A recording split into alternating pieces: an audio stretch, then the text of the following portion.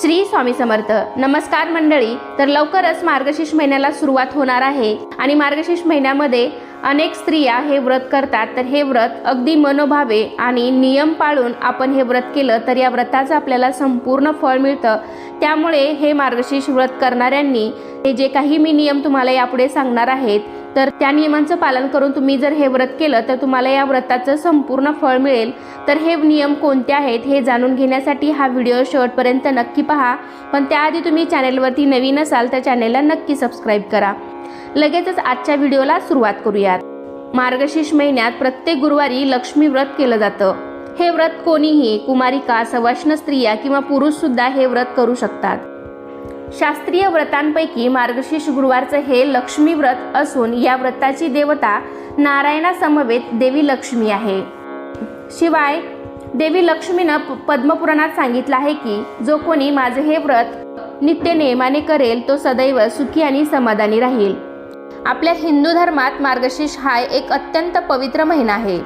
अनेक भावी भक्त या मार्गशीर्ष महिन्यामध्ये श्री महालक्ष्मीचं व्रत करतात. हे महालक्ष्मीचं व्रत घरामध्ये सुख, शांती, समृद्धी, ऐश्वर्य मिळावे म्हणून, तसेच श्री महालक्ष्मीची कृपा आपल्यावर नेहमी असावी, लक्ष्मीचा वास आपल्या घरात कायम असावा यासाठी हे व्रत केलं जातं. श्रावण महिन्याप्रमाणेच मार्गशीर्ष महिना सुद्धा अत्यंत पवित्र समजला जातो. कारण या महिन्यात साक्षात श्री महालक्ष्मी आपल्या घरामध्ये विराजमान होत असते आणि ही लक्ष्मी आपल्या घरामध्ये कायम टिकून राहावी, पैसा, शांती, सुख, समाधान घरामध्ये नांदावं म्हणून अनेक जण हे मार्गशीर्ष महिन्यातील गुरुवारचं व्रत अत्यंत मनोभावे करतात.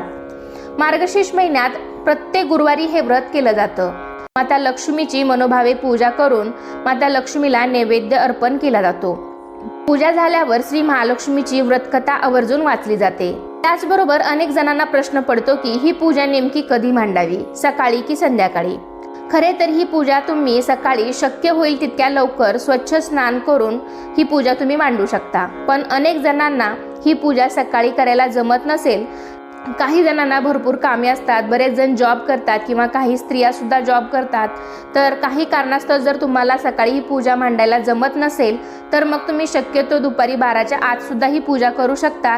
किंवा मग त्याही वेळेत जर तुम्हाला जमतच नसेल तर मग सायंकाळी 5 ते 7 या वेळामध्ये सुद्धा तुम्ही ही पूजा केली तरी सुद्धा चालू शकते. सायंकाळची वेळ सुद्धा अत्यंत चांगली वेळ आहे. लक्ष्मी येण्याची वेळ आहे. तिन्ही सांजेला आपण ही पूजा करू शकतो. तिन्ही सांजेला सुद्धा माता लक्ष्मी येण्याची वेळ असते, त्यामुळे त्यावेळेस सुद्धा आपण ही पूजा करू शकतो. पण अगदीच भर दुपारी म्हणजे उन्हाचं 1-2 वाजता तुम्ही ही पूजा शक्यतो न करता सकाळी किंवा सायंकाळीच केली तर अतिउत्तम असेल.